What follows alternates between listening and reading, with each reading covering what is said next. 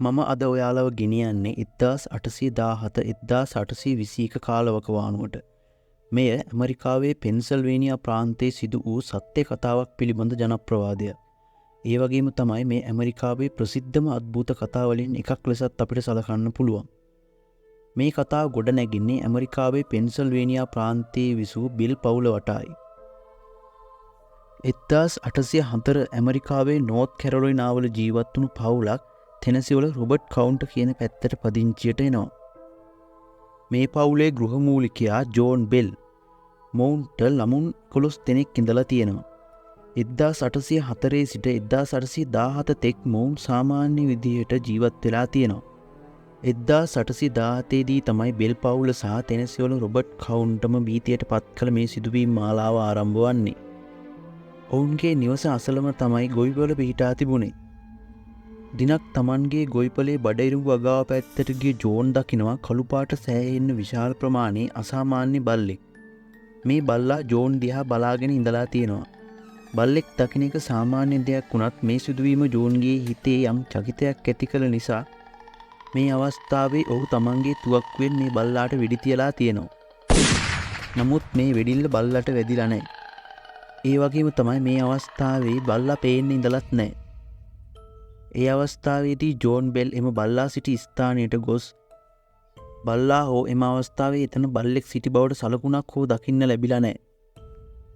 ඊට පස්සේ ජෝන් මෙම සිදුවීම සාමාන්‍ය සිදුවීමක් කියලා හිතලා ඒ සිදුවීම අමතක කරලා ආපහු ගෙදර ගිහිල්ලා තියෙනවා. නමුත් එම සිදුවීමෙන් කීප දිනක් යන විට ජෝන්ගේ ගොවිපලේ වැඩ කරන තවත් කීප දෙනෙක්ටම ඒ ආකාරයේ අద్භූත සතුන් දකින්න ලැබුණා කියලා ජෝන්ට කියලා තියෙනවා. ඒ වගේම තමයි ඔවුන් කියලා තියෙනවා මෙම අద్භූත සතුන් ඇස් ඉදිරිපිට දීම අතුරුදහන් වුණා කියලා. මේ සිදුවීමටත් පස්සේ බෙල් පවුලේ සමාජිකයන්ට තමන්ගේ නිවස තුලදී විවිධ අద్භූත සිදුවීම් 10කටම මුහුණ දීමට සිදුව තිබෙනවා. එක් අවස්ථාවකදී ඔවුන්ගේ බිත්තියට කවුරු හරි හයියෙන් තට්ටු කරන වගේ ශබ්දයක් ඔවුන්ට අහන්න ලැබිලා තියෙනවා.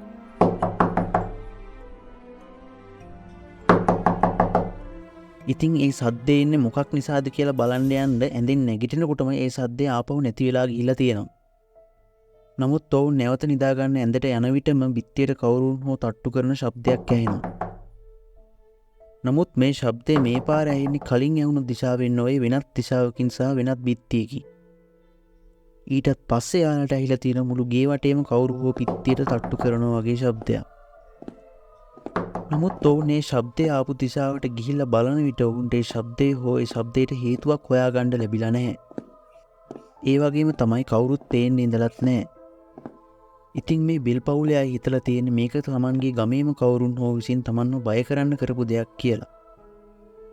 මේ සිදුවීමෙන් පස්සේ බෙල් පවුලේ අය ටික දවසක් සාමාන්‍ය විදිහට ජීවත් වෙලා තියෙනවා. ඊට ටික දවසකට පස්සේ එකම කාමරේ නිදාගෙන සිටිය බෙල් පවුලේ පිරිමි ළමයි 4 දෙනෙක්ට ඇහිලා තියෙනවා එයාලගේ ඇඳ ළඟම ලීයක් කිරනවා වගේ ශබ්දයක්.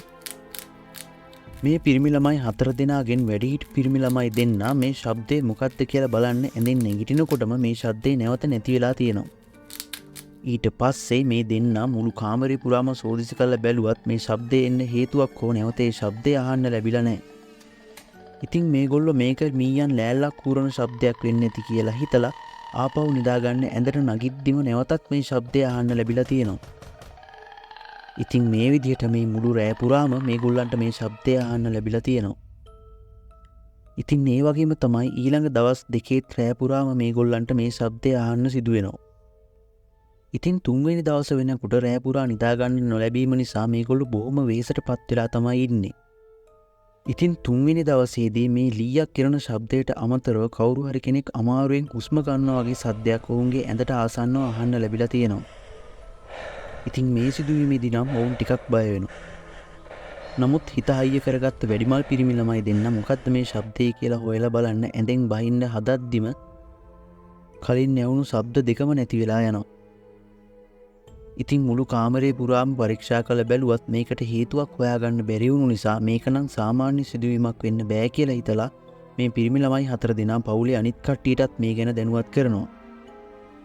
ඉතින් මේ වෙන විටත් අద్భుත සිදුවීම් කීපයකටම මුහුණ දුන්න නිසා පවුලේ අනිත් කට්ටියත් කලබල වෙලා තමයි ඉඳලා තියෙන්නේ.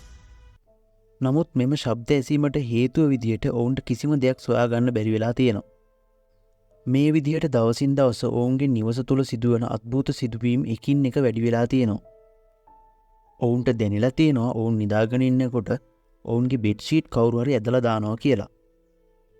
ඒ වගේම තමයි ඊට පසුදා ඔවුන් දැකලා තියෙනවා ඔවුන්ගේ කාමරයේ තියෙන කොට්ට කෝප්ප වගේ දේවල් ඉබේම විසි වෙලා යන විදිය. ජෝන් බෙල්ගේ කුඩාම දියණිය වූ එලිසබෙත්ට තමයි මේ වගේ අద్භූත සිදුවීම් ගොඩකටම මුහුණ දෙන්න සිදු වෙලා තිබුණේ.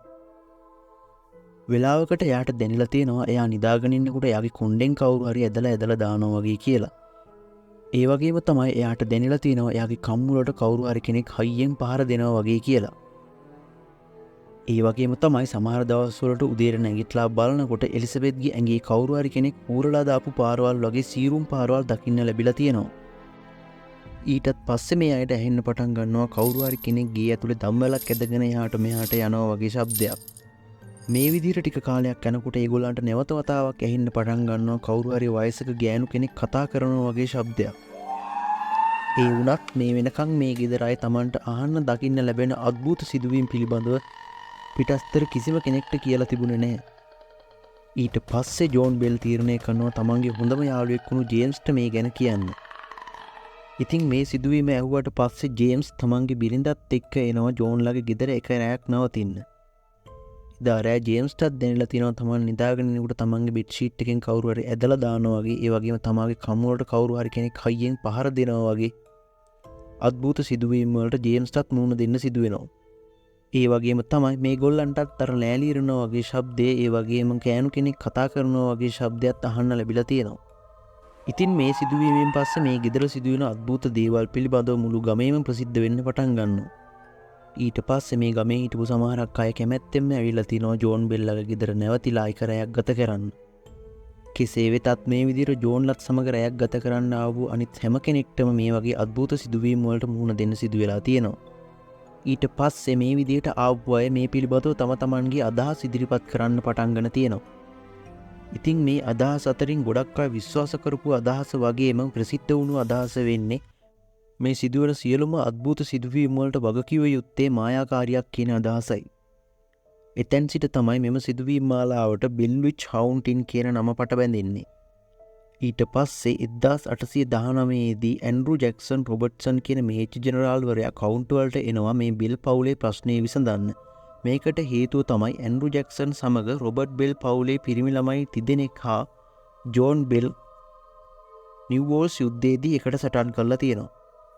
ඉතින් මේ අනුව අපිට තේරෙනවා හමුදා සොල්දාදුවන් කීප දෙනෙක්ම හිටපු පවුලක් තමයි මේ විදිය අద్භූත සිදුවීම් වලට මුහුණ දෙන්නේ සහ මේ විදිහට බය වෙලා තියෙන්නේ. ඉතින් ඊට පස්සේ මේ ඇන්ඩ්‍රු ජැක්සන් ඔහුගේ තවත් ගෝලයන් කීප දෙනෙක් සමග අශ්ව කරත් එකකින් මේ බෙල් නිවස වෙත එන්න පිටත් වෙලා තියෙනවා. ඉතින් මේ එන අතරතුරදී ඇන්ඩ්‍රු ජැක්සන්ගේ අශ්ව කරත්තය එකවරම මග නවතිනවා. ඒ වගේම හොයලා බලනකොට ඒකට නිශ්චිත හේතුවක් ඔවුන්ට හිතා ගන්නත් බැරි වෙනවා.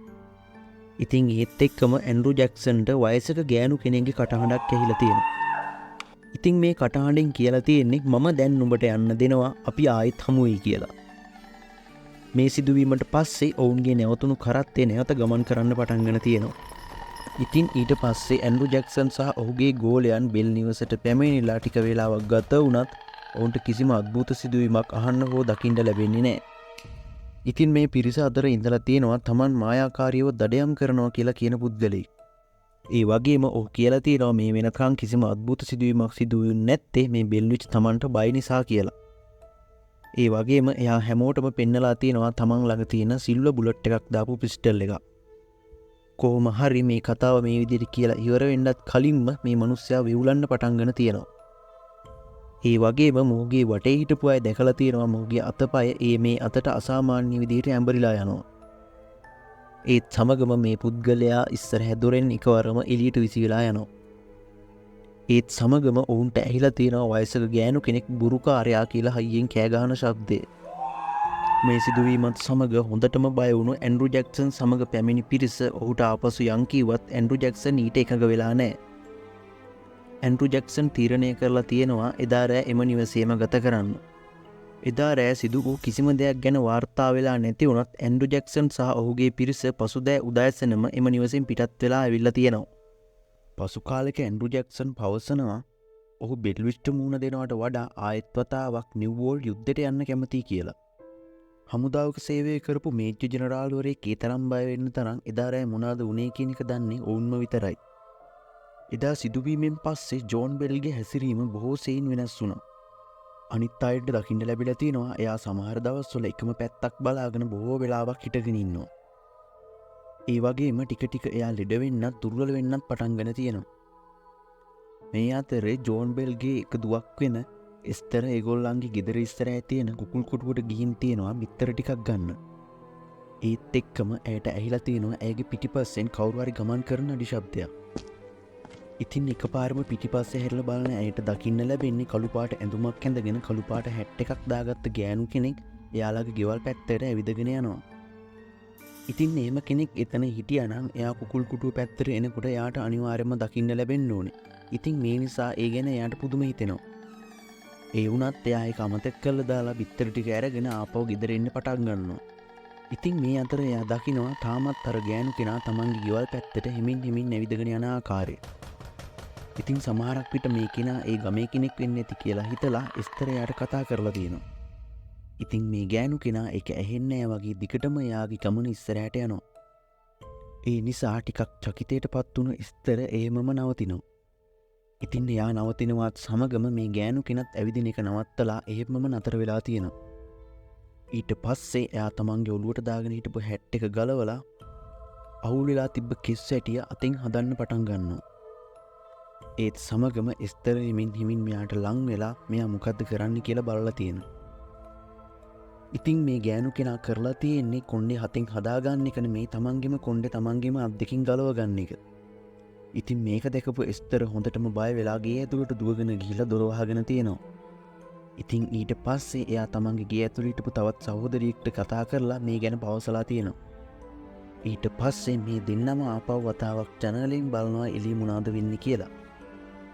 ඉතින් යාලට දකින්න ලැබෙන්නේ තාමත් අර ගෑනු කෙනා ඒ විදියට එතනම ඉඳගෙන තමන්ගේම අත් දෙකෙන් තමන්ගේ කුණ්ඩේ ගලව ගන්න විදිය. ඉතින් මේ අතරතුර එස්තර ඒ ගෑනු කෙනාගේ ඇස් දෙක දිහා කෙලින්ම බලලා තියෙනවා. ඉතින් ඒත් සමගම මේ ගෑනු කෙනා එස්තරගේ ඇස් දෙක දිහා බලලා අත පහලට දාලා එතනින් අයින් වෙලා ගිහිල්ලා තියෙනවා. ඉතින් මේ වෙලාවේ ඇයසා ඇගේ සහෝදරිය අර ගෑනු කෙනා ගිය පැත්තට තියෙන වෙනත් ජනේලයක් ළඟට ගිහිල්ලා ආපහු එළිය බලනවා. ඉතින් ඔවුන් දැකලා තියෙන්නේ අර ගෑනු කෙනා ඔවුන්ගේ ඉඩමේ කෙළවරකට ඇවිදගෙන යනවා. නමුත් මේ අවස්ථාවේදී මේ ගෑනු කෙනා ඉන්නේ තනියෙන් නම් නෙමෙයි. ඒ ගෑනු කෙනත් එක්ක ළමයි 3 දෙනෙකුත් ඇවිදගෙන යනවා පේනවා. ඉතින් මේක දැක්කම එස්තර සහ ඇගේ සහෝදරිය හොඳටම බය වෙනවා. මොකද කලින් අවස්ථාවේ හිටිය ගෑනු කෙනා විතරයි දැන් ගෑනු කෙනත් එක්ක ළමයි 3 දෙනෙකුත් ඉන්නවා. ඉතින් මේ 4 දෙනාම ඉඩමේ කෙළවර තිබ්බ ගස් කීපයක් වෙත ඇවිදගෙන ගිහිල්ලා ඒ ගස් වලට වෙන වෙනම නගිනවා. ඊට පස්සේ මේගොල්ලෝ එස්තර සහ එයාගේ සහෝදරිය දිහා බලාගෙන මේ ගස් හයියෙන් හොලවන්න පටන් ගන්නවා. ඉතින් ඒගොල්ලෝ දකිනවා මේ ගස් අසාමාන්‍ය විදියට ඉතා වේගයෙන් එහාට මෙහාට පැද්දෙනවා. ඉතින් මේ මොහොතේම එස්තරගේ හස්බන්ඩ්ුත් මේ වෙලාව ගෙදරට එනවා. ඉතින් මේ වෙලාවේ හස්බන්ඩ්ටත් කතා කරලා එස්තර් මේ සිදුවීම පෙන්නනවා. ඉතින් ඔහු මේ අවස්ථාවේදී ගස් වේගයෙන් සෙලවෙනවා දැක්කත් ගස් උඩ සිටින ළමයි හෝ ගෑනු කෙනා දකින්නේ නැහැ. ඉතින් ඊට පස්සේ ඒ 3 දෙනාම ඒ ගස් තිබ්බ දිහාට ගිහිල්ලා මේ ගැන පරීක්ෂා කරලා බලලා තියෙනවා. නමුත් මේ වෙලාවේදී එහෙම සිදුවීමක් සිදු වුණා කියනවත් එළිය කවුරුත් හිටියා කියනවත් කිසිම සාක්ෂියක් ඔවුන්ට හමු වෙලා නැහැ. ඉතින් ඊට පස්සේ 1820 දෙසැම්බර් 19 උදේ ජෝන් බෙල් නැගිටලා නැහැ. ඉතින් ගෙදර කට්ටිය යාගේ කාමරයට ගිහින් බලද්දි ඔවුන් දැකලා තියෙනවා ජෝන් බෙල් තාමත් හුස්ම ගන්නවා. ඒත් කොච්චර කතා කරත් ජෝන් බෙල් නැගිටින්නේ නැහැ. ඉතින් මේ නිසා ඔවුන් තීරණය කළා තියෙනවා වෛද්‍යවරයෙක් ගෙන්නලා ජෝන් බෙල්ව පෙන්වන්න. ඉතින් මේ අවස්ථාවේදී ඔවුන් දැනගන්නවා ජෝන් බෙල් ඉන්නේ කෝමා එක්ක කියලා. ඉතින් පහවදා උදේ ජෝන් බෙල්ගේ ගෙදර කට්ටියට ඔව්ව හමු වෙනවා. ඔහු කාමරයේ තුලදීම මිය ගොස් සිටිනවා. ජෝන් බෙල්ගේ මරණයෙන් පස්සේ ජෝන් බෙල්ගේ කැබිනට් එකේ තිබිලා අමුතු විදිහේ බෝතලයක් ජෝන් බෙල්ගේ ගෙදර කට්ටියට හොයාගන්න පුළුවන් වෙනවා. ඉතින් මේ බෝතලය ගැන පරීක්ෂා කරලා බලද්දී උන්ට දැනගන්න ලැබෙනවා ඒ බෝතලේ තියෙන්නේ වස කියලා. මේ විදිහට ජෝන් බෙල්ගේ මරණයෙන් පස්සේ ඒ ගෙදර සිදුවුණු අద్భుත සිදුවීම් ටිකෙන් ටික අඩු වෙලා ගිහිල්ලා තියෙනවා. ඉතින් මේ ගෙදර කට්ටිය කියන විදිහට ජෝන් බෙල්ගේ මරණයෙන් පස්සේ එක වතාවක් අර ගෑනු කෙනාගේ කටහඬ මතුවෙලා කියලා තියෙනවා. මම ජෝන් බෙල්ව මැරුවා කියලා. පස්සෙ කාලෙක මේ ගේ විනාශ වුණාට පස්සේ හොයාගෙන තියෙනවා මේ ගේට යට උමම් මාර්ගයක් සමග ගුහාවක් තිබුණා කියලා. ඉතින් ගොඩක් අය පවසන්නේ මේ ගොල්ලන්ට කරදර කරපු ඒ ආත්මය එන්නේ නැත්te මේ ගුහාව ඇතුලෙන් කියලා. ඒ වගේම තමයි මේ විදිහම වීඩියෝ එකක් අපි අලුතෙන් දාපු ගමන් දැනගන්න ඕනි නම් channel එක subscribe කරලා bell icon එකත් ඔබාගෙන යන්න. අපි මේ වගේම තවත් අතිස්වාභාවික සිදුවීමකින් හමු වෙමු. ඔබට සුබ දවසක්.